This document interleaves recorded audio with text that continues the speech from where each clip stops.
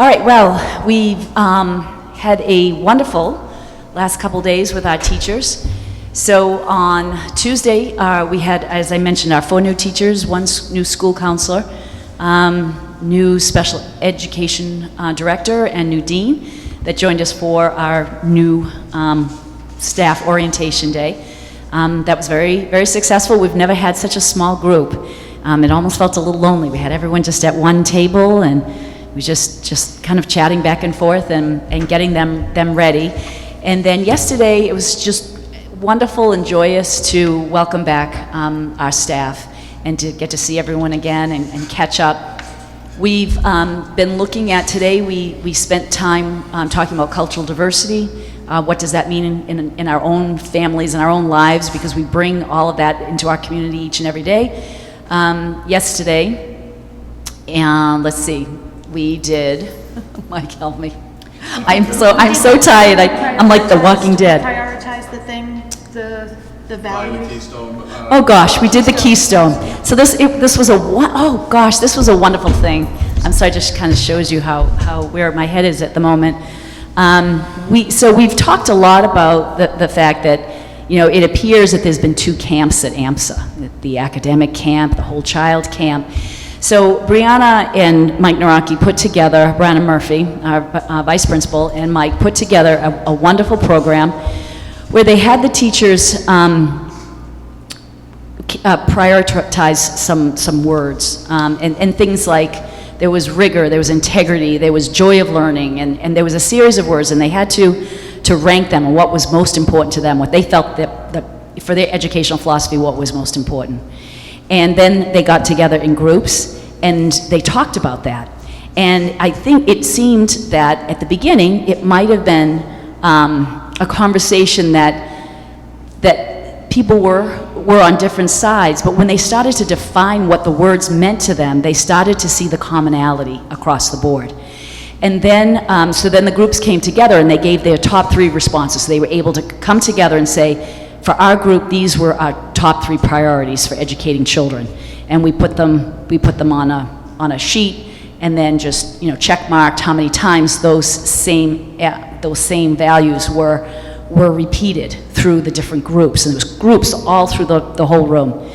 And what it all came down to was that there were 3 very distinct answers that everyone agreed on, for the most part. And there were some other things that were there added in too, but overwhelmingly, there were 3, and I believe the first one, and Mike, correct me if I'm wrong, but was joy of learning. Yeah, love of learning. Love of learning. And then the groups, we went around and they talked about over and over again, we thought at first we weren't really sure that we were talking about the same things, we had different opinions, but when we started defining the terms, we all realized we more or less meant the same thing. And it was a wonderful coming together of the community, and I really do feel like it was a step forward. And so this year, we're working on themes for professional development and conversations that the community's having, instead of having just kind of one-hit wonders addressing issues that we see come up. And one of our themes for the whole year will be this continued conversations around what we all see as educators, what inspires us, what we want to see in our classrooms, and continuing, so we called it Finding the Keystone, right? Finding that piece in the arch that holds all of us together. And what we found was that those 3 items, and I don't have them here because this all happened yesterday, but those 3 items are our keystone. Whether you're in a whole child arch, part of the arch, or you're in this side of the arch, the rigor academic side, what we really all found out was that it's the kids, it's the students that we really care about. It's having them to learn how to find the joy in learning and the love of being here, and of curiosity and academic excellence, and what drives them to be excellent, and the high expectations that we have here at AMSA. So it was wonderful to everyone. I walked away. I didn't hear anyone say anything that it was a realization, I think, for everyone that we really are on the same team, and that we really do have the same priorities. So it was a coming together. That was a wonderful experience. We also had the school lawyer came and talked to us about student records and privacy issues within education and school records. So that was exciting. So our board, my overview for tonight is just that. We welcomed back our teachers. It's been a wonderful 2 days. We'll be together again tomorrow. On Monday, we have 6th grade and 9th grade orientation and new students. And then on Tuesday, everyone comes back and we're ready to go. So my agenda then is I have some August thank yous to mention, some razzle dazzle summertime, charter renewal update, my ED focus, and then I give a little summary of the ED goals, which we now have gone through. So summer thank yous. I would be very remiss if I do not mention Sarah Snow and all the work that Sarah and the other administrators did to bring together the annual report and the charter renewal application. Both due August 1st, both extremely important, and both had data and parts of it that weren't even available until the summer. So Sarah put in endless hours, nights, days, weekends to pull this all together. So I will be forever grateful for all that hard work and her dedication to the school. And I should tell you, I thought it was an excellent document. Really. Yes, it was an excellent document.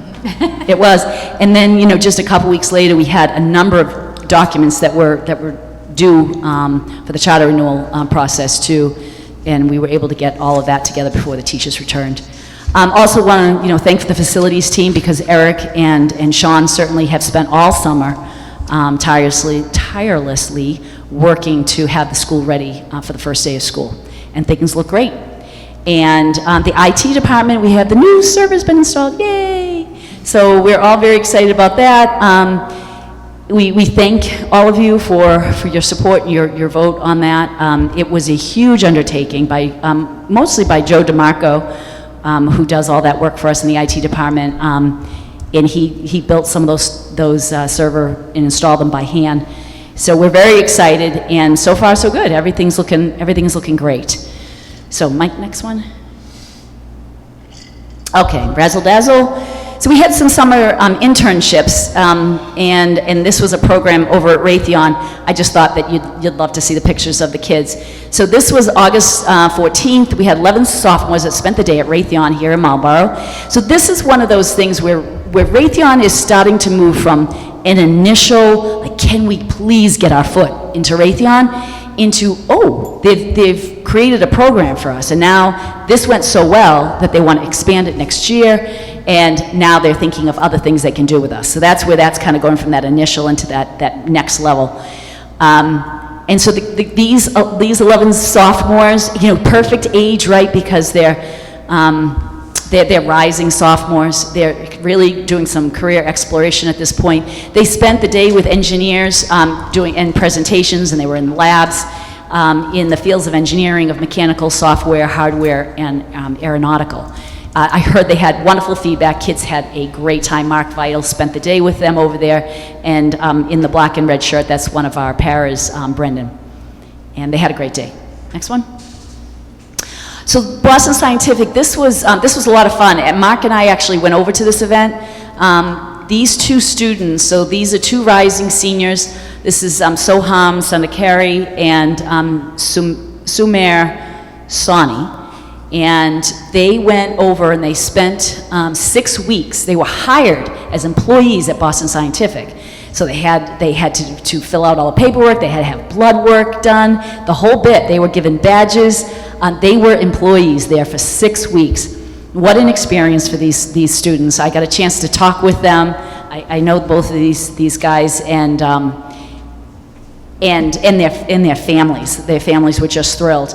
They also participated in this summer program with a couple kids from Marlborough High School and Assabet. And at this presentation where they were presenting the work that they had done all summer long, I got an opportunity to obviously talk with the other administrators there from the other schools. So we're starting to do more and more with the other two high schools, which I think is a wonderful opportunity for our students, for their students to come together and learn from each other. And the kids, they really, really enjoy it. And so, more and more, are we seeing that collaborative feeling between the three schools that I think is so important. It's been so adversarial in the past, so this is such a great opportunity. But the best part about this was when the students talked about what they had walked away with from the 6 weeks. The gentleman there in the white shirt, he talked about, he wanted to go into a completely different field. He had always thought that he would go into business. So he's a rising senior, and he said, no, I've made a decision. I've really been lit up by this, and so now he's thinking about some type of environmental engineering and a couple other options. And so it's exciting what and they talked about what it felt like to work for a big company. And even all the services there, that they have a bank in there, and they have a masseuse that works there full time. And so those kinds of things were just really exciting for them to see and be a part of. I think we need one here. Go ahead, Mike. Okay, and then these are our Thermo Fisher students. So this is Olivia Decker's here in the back, and Leon Zotlo, that's Petra Zotlo's son, one of our teacher's sons, and this is Anish Padi. And they were, this is the third year that we've done internships with Thermo Fisher. I got a lovely email from Mike Glass, once again, thanking us and saying what a wonderful experience the kids had. So it was a super opportunity for them once again. Okay, so just a quick little charter renewal update. As I mentioned, they sent us a list of documents we needed to get to them by August 16th. We fulfilled that requirement. We have other deadlines along the way between now, and they're coming out November 1st. And we will definitely be ready for that. We have been working on that now, getting ready for the actual visit. There's a third party that comes out and actually does it, and I've been in touch with them. So what's interesting, I think, about this process is, so we're a charter school now that's going into this renewal process without conditions, which is something that has never happened for AMSA before. So typically they would come out 3 or 4 days, and they would spend all day, 3 or 4 days. They're coming one day, just one day. That feels really good. They're specifically going to be looking at areas of weakness for us. We've had conditions on governance before. They're going to be looking at that. They're looking at leadership, and they're looking at student support services. And all the supporting documents that we needed to send to them were all around these 3 areas. We consulted them all along the way with the leadership change that we did in the spring, so they're very well aware of that. I think we have the right people in place. I could not be more thrilled with the team that we have in place, our administrative team right now. We spent a lot of time together this summer. The chemistry is great. Good people. Our new director of student services, Lynn Jarvis, comes to us with 30 years of experience from Groton-Dunstable Regional High School. She is going to be a compassionate but strong leader there. We're very, very excited about that. So I think we're going to be ready in that area. They'll be setting up interviews. You'll be getting connected through Sarah. She'll be setting those up. And you'll get more information on that coming up. We'll be working with the teachers. We've talked to them about it. They know the date, and we'll be working with them and holding PDs through the fall. In September, our regular meeting, October. We have some half-day PDs coming up in the fall, too. We'll have everybody ready for November 1st. All set, Mike? Okay, this is just a quick review of a couple slides that I had from June, excuse me. And I just, wanted to reiterate again that AMSA's mission and core values will always be the driving force behind everything we do and every decision we make. So when a decision comes up and we're not sure exactly what direction to take, we go back to our mission and our core values, and that's what guides us. Always keeping in mind that all students, all backgrounds, all abilities are the students that we serve here at AMSA. That we as a community, whether we're an adult, a student, we are expected to model integrity. We always strive for excellence in all things we do, and we foster our community. So I had separate slides for you all in June. This is just a quick summary for the big 3 goals. I presented these to the staff first thing yesterday morning. I think that it was met positively. Jess is nodding. We talked about, once again, it will always be our number one goal to continue to build trust and respect in this community. And it will always be, because I think it's through that we're able to do the kind of collaborative work that we do. Goal number 2 is around excellence. It's not only, I guess it's excellence in 2 areas that we're focusing on. Academics, that's the cornerstone of our school and our success. It is around our strong, excellent academics, our strong curricula, that that this school exists. It's our wonderful teachers, it's our department chairs, but it is the cornerstone of AMSA and of our success. We will continue to strive for excellence in that area, continue to do everything we can to make this the best educational institution in the state. And then we want to talk about excellence as far as professional excellence, professional behavior, professional goals for each one of our adults here in the community. And so we're talking about raising the bar for all of us, for me, for Mike, for all the administrators, and for all our teachers. That means we get to work on time. That means we get to class on time. That means we post things on Plus Portal. It means a lot of things, and we're going to define those this year in work that Anders and I are going to do with the teachers in October, where we're going to talk about who are we, what does a professional at AMSA look like? And we're going to come up with our own definition of that, and then we're going to live by it. And that's coming up in October. The third goal is around communication. Communication that's based on respect and trust, communication with all stakeholders, whether it's our board, our parents, our students, our staff, our teachers, and with each other. Mike? Okay, and then just a quick highlight of those ED goals. These are just, high level, what am I pulling off there? The continuation of trust and respect, communication and transparency with all stakeholders, facilities. Also, budget and being more strategic about our budget and planning out for 5 years.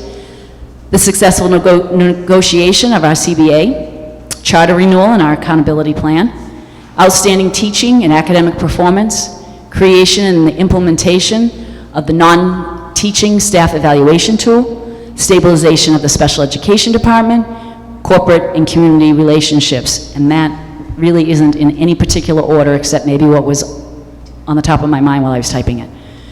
So to sum it all up for this part of my ED report, I have the plan on the survey, which I will present later. At AMSA, we will be fulfilling our mission, modeling our core values and meeting our goals, building a community of trust, collaboration, and learning, striving for excellence in all that we do, and every student is challenged and supported at AMSA. No kid falls through the cracks. Go Eagles. Thank you, Ellen.